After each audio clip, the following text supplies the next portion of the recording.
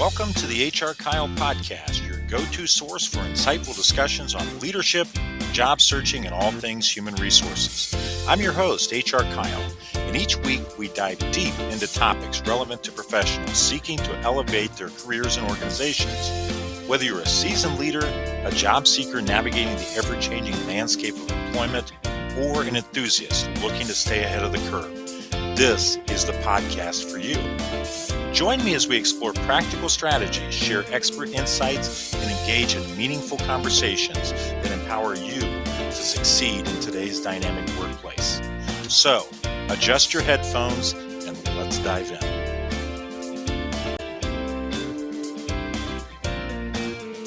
Hello and welcome to another edition of the HR Kyle podcast. I'm your host, HR Kyle. We're glad to have you here today. The topic of the day today is wellness in the workplace. And in segment one, Becki and I are going to attack this topic, I guess you could say, and talk about our feelings and ideas and thoughts around wellness, especially in the workplace. And then in segment two, we're going to have a couple of guests with us, and they're part of an organization. Actually, they just opened recently to provide organizations and companies advice and guidance around health and wellness in the workplace and actually create and manage these plans for organizations. So excited to have them on and share their expertise and really dive into this topic today. But before we do that, we do need to take a quick break. So we'll be right back after this. Are you stuck in a job you hate? Dreaming of a career that excites you? It's time to turn those dreams into reality with Get the Job You Love by Kyle Patrick Smith, also known as HR Kyle.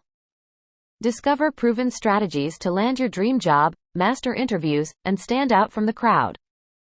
Packed with expert advice and practical tips, Get the Job You Love is your ultimate guide to career success. Available now on Amazon and other online retailers. Don't wait. Start your journey to a fulfilling career today.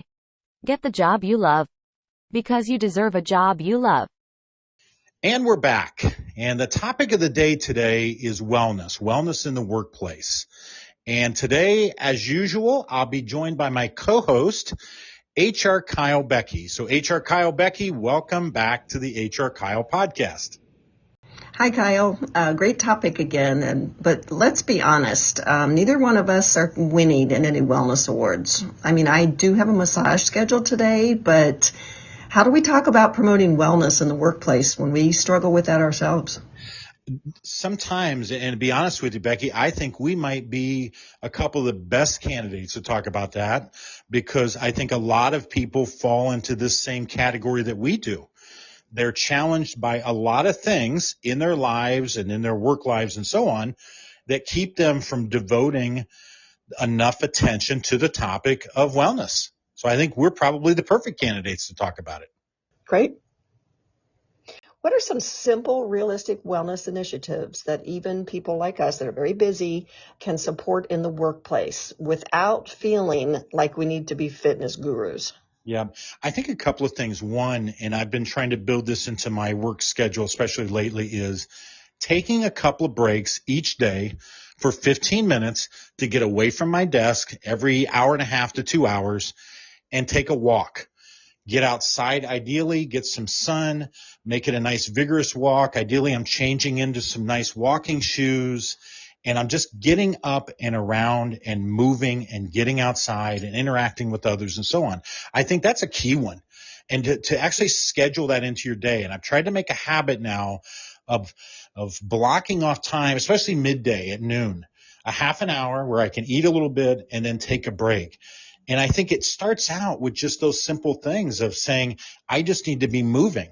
It's very easy, especially in this day and age, especially in the work that we do, to get caught up behind a desk and you're working and you're feeling really productive and you're going from one meeting to the next and so on, that you're just not getting up and moving for a little bit of exercise. But If you can make that time every couple of hours to literally get up and move for a good 10, 15 minutes, I think that's a wonderful start. And it's something that's easy for all of us to accomplish. Mm-hmm.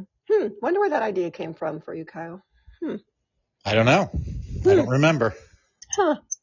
So one of the things that I do, and we've talked about this too, is I set an alarm. I'm really big on alarms for everything, but I set an alarm, and mine is more about 45 minutes.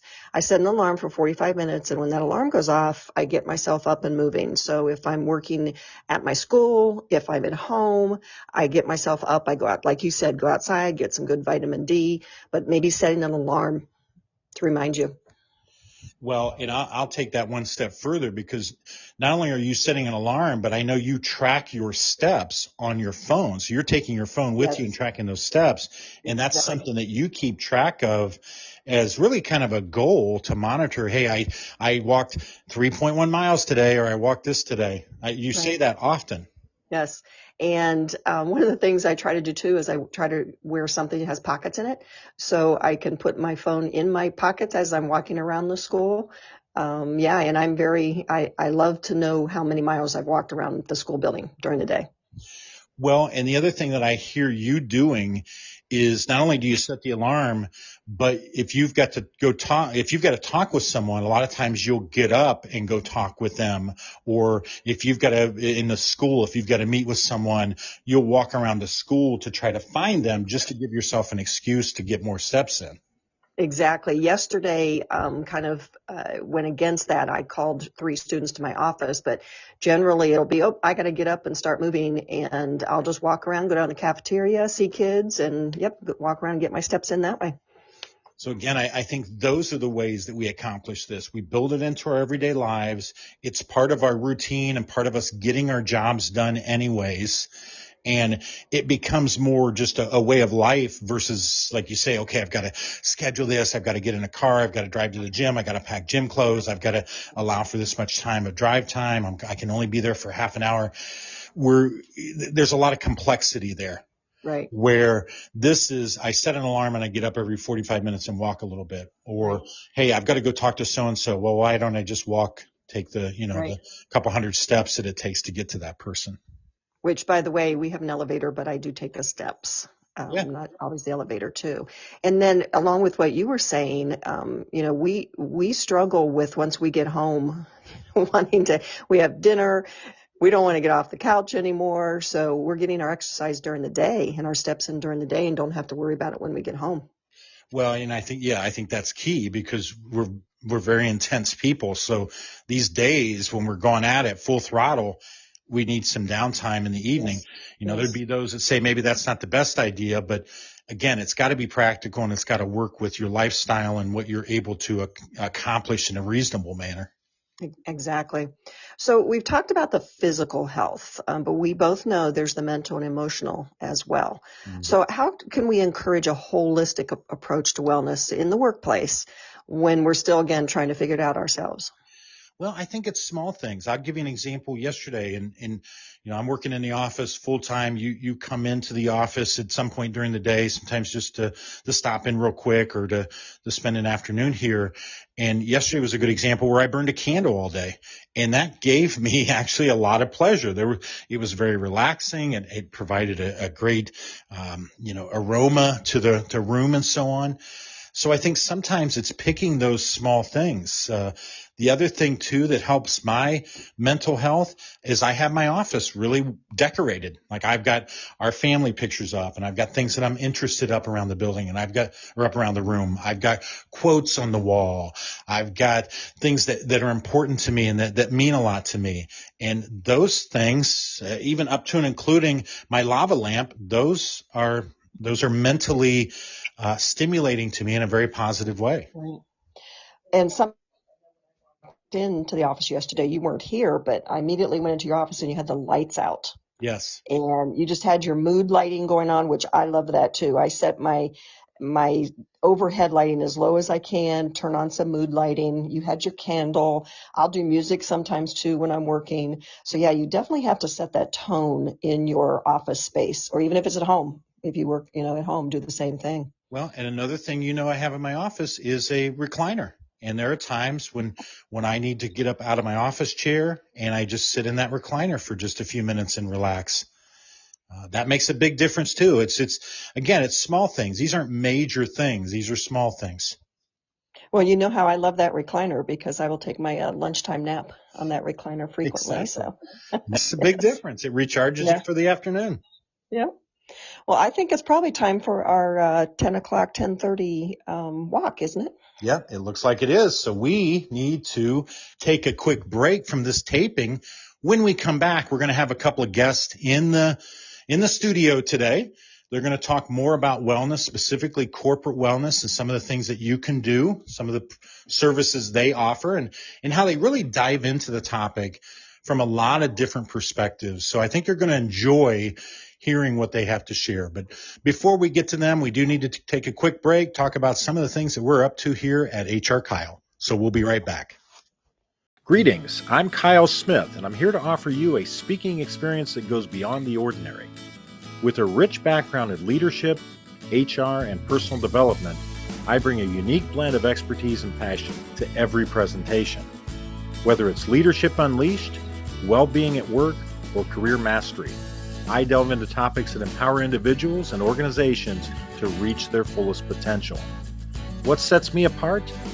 Proven expertise, an engaging delivery style, and actionable insights that drive positive change. But here's the kicker. I don't just offer a one-size-fits-all approach. I customize my content to meet the specific needs and goals of your event. So let's elevate your event together. Contact me now to reserve your date and unlock the full potential of your audience and organization. Don't miss out on the opportunity to inspire greatness.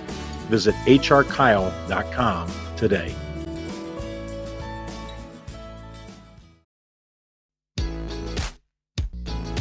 Are you a business owner looking to build a thriving team? Or perhaps a job seeker on a quest for your dream career? Look no further than HR Kyle. HR Kyle is your trusted partner for all things human resources. We're not just about services, we're about success. For businesses, HR Kyle offers tailored HR solutions from talent acquisition to compliance support. We're here to help your team flourish. And for the job seekers, HR Kyle provides personalized career guidance and direction that only a seasoned HR professional can offer. We'll help you find that perfect job match. Don't settle for less. Choose HR Kyle and unlock success today. Visit us at www.hrkyle.com. HR Kyle, unlocking potential, empowering careers, transforming business. Welcome to segment 2 of the HR Kyle podcast. I hope you enjoyed that brief break. Now we're going to continue on the theme of this episode from segment 1, where we've been talking about wellness programs. Specifically in segment 2, we're going to be talking about corporate wellness programs. And I've invited a couple of gentlemen to the studio who have a lot of expertise in this area. They work with a lot of individuals and organizations around corporate wellness programs. And their organization is called Zero Doubt Club. And I have Jeremy Torchinsky and Eric Golubinski joining me today. Jeremy and Eric, welcome to the HR Kyle podcast. Hi, Kyle. Thank you for having Kyle, us. thanks for having us. Now, glad to have you on. I'm excited to talk with you about this. So first off, gentlemen, and Eric, I'll pose this question to you first. Tell us a little bit about yourself. Personally, just a serial entrepreneur. Started my first, company at 19 years old. Was in many different industries, from technology to software to real estate, and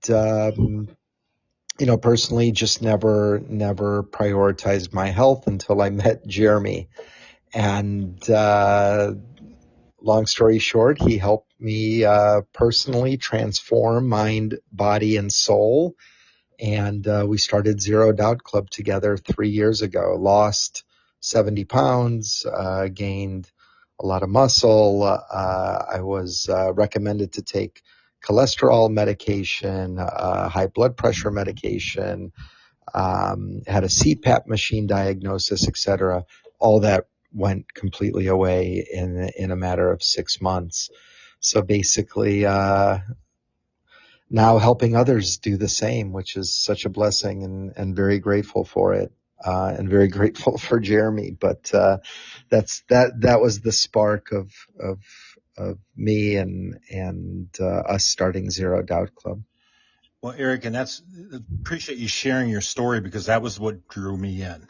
That you have a personal story to share with myself and others that are interested in Zero Doubt Club. Jeremy, do you mind sharing your story and tell us a little bit about yourself? Yeah, no, not at all. Happy to share. So, always been into working out and fitness and the gym ever since 19. Went into Ohio State as probably the smallest kid on campus, and it was a rough freshman year, and then fell in love with fitness and built my confidence and got into training, but life kind of took me the other way. It was a lot of fun years of bad habits along the way. Too much drinking, too much drugging, too many healthy interactions, gambling, a career that was not purposeful for me. And I just hit like rock bottom at the age of 38. So this was about 8 years ago. And, the universe gave me a message. There was a sickness with my wife, and I tear my bicep in the gym. And it was just a wake-up call. So I dive into fixing myself and went on that journey. And that journey led into me helping other people along the way for free while I was still playing poker. And then I ended up making the decision that I was going to do this professionally. And when I made that decision, that's when I met my coach, my mentor, and really kind of just took the whole mindset approach to healing the body. So the body's one thing, but if your mind's not there, the body will always follow the mind and vice versa. And then you got to connect to your heart and your spirit. And when you put all three together, you really start seeing what life is about, that it's not about Groundhog's Day, and it is about just enjoying life and being your best version one day at a time. And, my vision and my purpose now is to just spread this message. Well, wonderful story, Jeremy, and really both of you. And folks, as you're listening here, we're talking to the founders of Zero Doubt Club. They're focused on corporate wellness, individual health and wellness. And the thing, again, that drew me into this discussion and getting to know these gentlemen more is they have a story that so many of us can relate to. So their story around health and wellness isn't this perfect story where they've always been in great health and always been in shape. No, they've been where a lot of us are currently, and they know what it takes to get there. So, again, that's what drew me in. Gentlemen, and I guess I'll pose this question to Jeremy first and let you both maybe tackle it. But what inspired you to start a company dedicated to corporate and employee wellness? And how did your personal experiences, you think, shape the vision for your organization? Yeah, so personal experiences is definitely the experiences of my own transformation, along with, my wife got diagnosed with cancer and ended up passing away. And one thing that she told me and to some of her best friends was she felt like her mind, her thoughts created it. And that was powerful. And then when I met my mentor and dove more into the mind, I realized that, we really can fix our health. And, we can just do it with the tools that we have. Okay. We have these tools and we can do it one day at a time. As far as the corporate wellness side, well, our vision is to help 1 million plus people, and what better way to do that than tackling it one company, one culture at a time, hundreds of employees, because that will create a ripple effect not only in the company but all those employees' families, and spread the message a lot faster. And Eric, I would be curious where you would add to some of the things that Jeremy has shared there about the story with the organization. Sure. So I had a few years business career in the employee rewards and recognition space. And during those years, just saw, most companies want to incentivize their employees to become healthier individuals. And the promise with that is that they become more productive, more engaged, lower healthcare costs, lower insurance rates, and just increase overall culture of a company. Unfortunately, I never saw that. And the feedback that I got from many, executives and CEOs that I was friends with, is that they try to do a lot, and they try to do, step challenges and water challenges and other type of corporate wellness programs, but none of them really move the needle on their employees' health and wellness. So day one of us starting our company, it was, well, how do we help fix employees on a macro level, because it's such a large industry, but it just seems like nothing out there is really making an impact. And we've really thought it through over the years, and the first initial few years that we're in business, and we realized that it's got to be around coaching. The program needs to meet employees where they're at. Step challenges across the board for everyone, is just not fair at the end of the day if you think about it. The people that run all the time, they're going to get their steps in. Somebody who's been sedentary for the past few years is not going to walk 10,000 steps a day, et cetera. So it's not a really inclusive program. So you really need to meet employees where they're at. And again, from my personal experience and from many of our clients, it's not just about the workout, and it's definitely not just about the diet. When you take those two things separately, there's a very high probability of not success, because everyone tries to be perfect, and the perfect exercise routine and the perfect diet plan, but they also forget the big component of combining mind. So we've created this mind, body, soul corporate wellness program that integrates coaching first and foremost. That's really important, is to help guide employees, create the structure, create the inspiration, the support, the customization on what their specific goals are, and tie it with simple to use, trackable technology that the employees want to use and have fun using, but also have full access to a certified health coach that helps guide them through these challenges. And again, that's the point, is to start helping them move in the right direction with the right behaviors over a period of time, and really make an impact on these employees' lives. And lastly, I just want to add that the world is in a health crisis. Like, you don't see these graphs of health becoming better over the past 50 years. Healthcare costs are through the roof. Insurance rates continue to increase over time. At some point, we're at that boiling point of sustainability.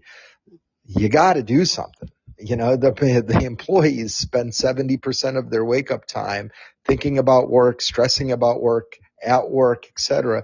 It's almost an obligation of an employer to help their employees out and really try to do something that really fixes them and helps them drop anxiety and love how they look and love how they feel.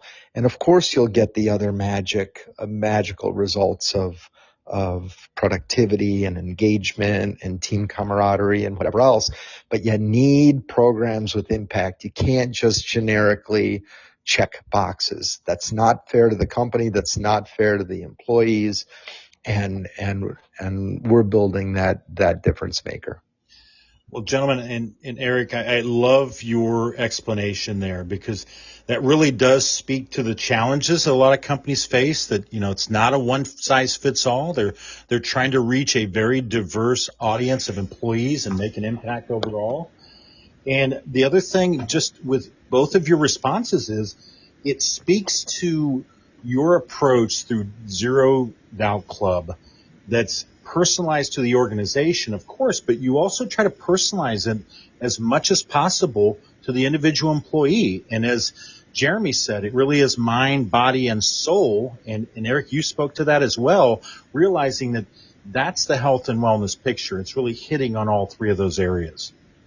With all of that in mind, how do you measure the success of your wellness initiatives? I mean, are there positive impacts that you've seen on productivity, engagement, overall well-being? Because ultimately we know if we're working with companies, or if we're working with organizations, they want to see a bottom line impact in putting these programs in place. So what types of measures do you have that say, yes, it's been successful? So the feedback we get is from the employees directly, right? So employee feedback. Employees know when something's working or not, et cetera. Participation rates. Our program gets, 4 times the standard engagement rates. We get 40-50% of voluntarily participation in the programs. You can absolutely track in our app the improvements in their key health metrics. So body weight, body mass composition, their increase in exercise and how many times they've moved their heart rate, the increase in how they eat, right? So were there improvements in a proportional level of meals that they eat, and employees track it themselves. They know when they've eaten well versus when they haven't, and letting them track that with a thumbs up and a thumbs down is a big deal. You see their physical activity increasing. You see their nutritional habits again becoming better.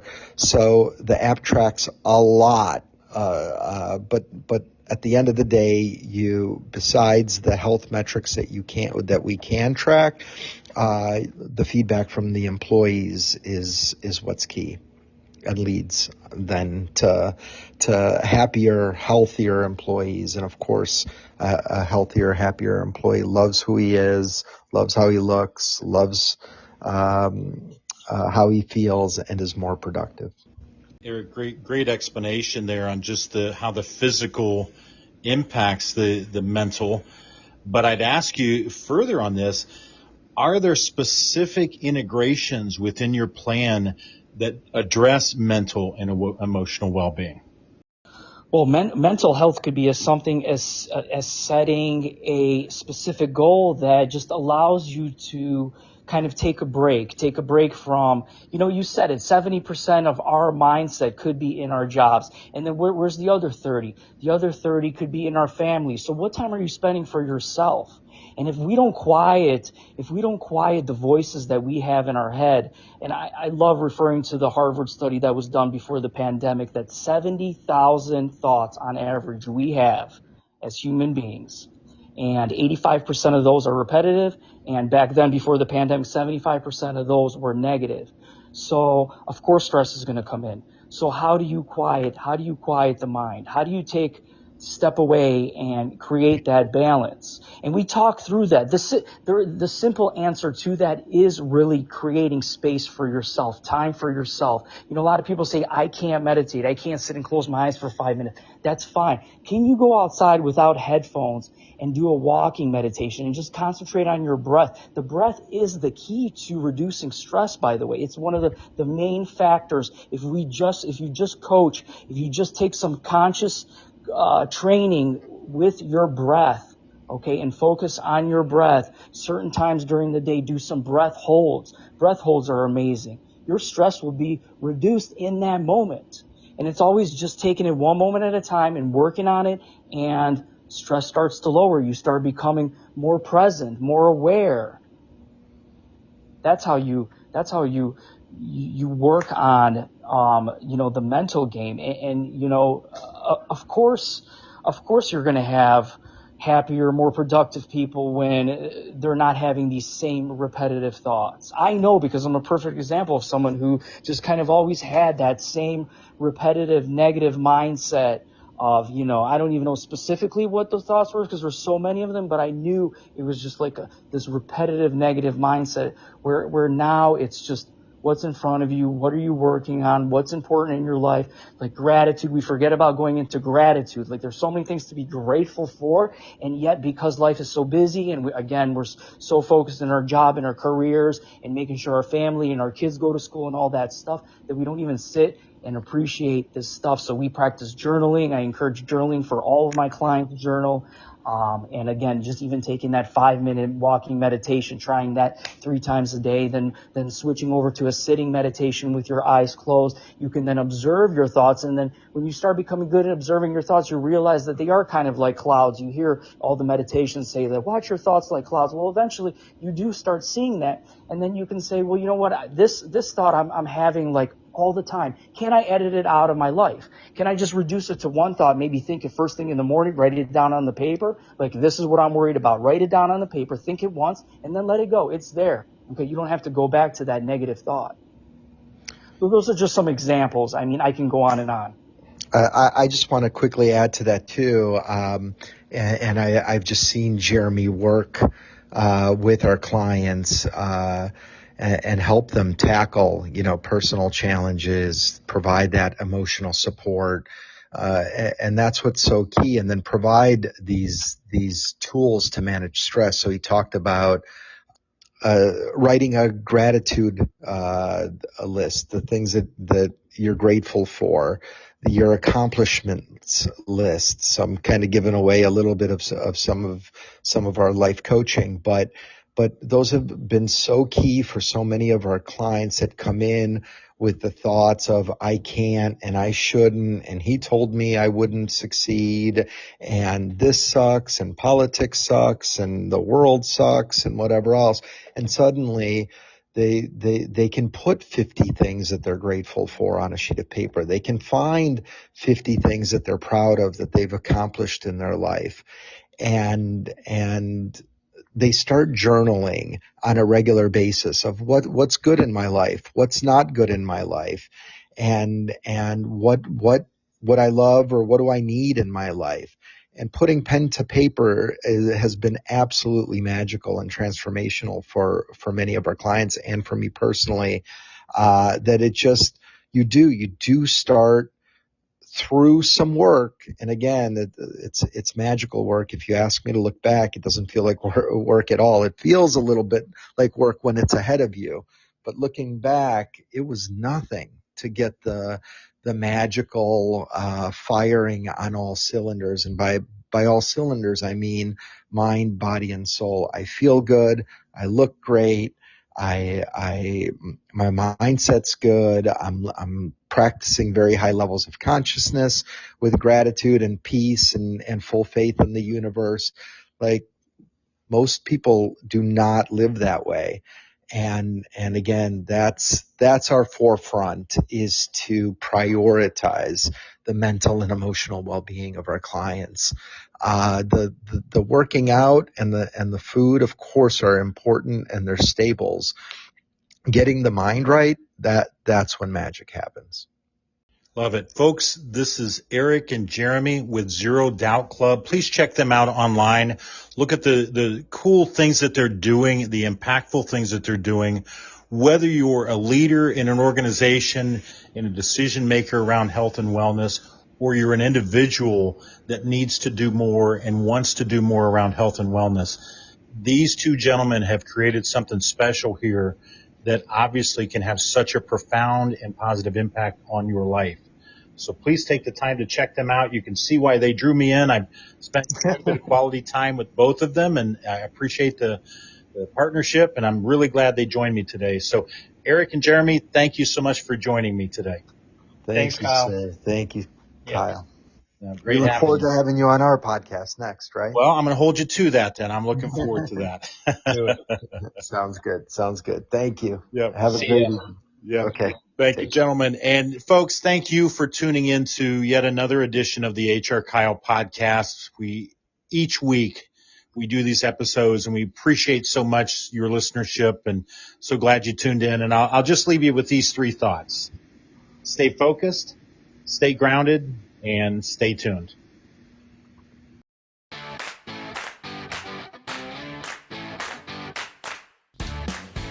Well, that's a wrap for today's episode of the HR Kyle podcast. We hope you found our discussion valuable and filled with insights that you can apply in your professional journey. Whether you're a business leader aiming to foster a thriving workplace or a job seeker looking to carve out your own path, remember that HR Kyle is the compass that can guide you towards success. If you enjoyed this episode, don't forget to subscribe, rate, and share it with your network. We're committed to being your trusted source for HR wisdom, and we look forward to having you back with us for our next episode. Remember, in the world of HR and professional growth, there's always room for progress. Be sure to visit our website at hrkyle.com. That's hrkyle.com to learn more about how we can help you meet your business and professional goals. So until next time, this is HR Kyle signing off. Stay motivated, stay informed, and keep reaching for those career goals. Music provided by bensound.com. That's bensound.com.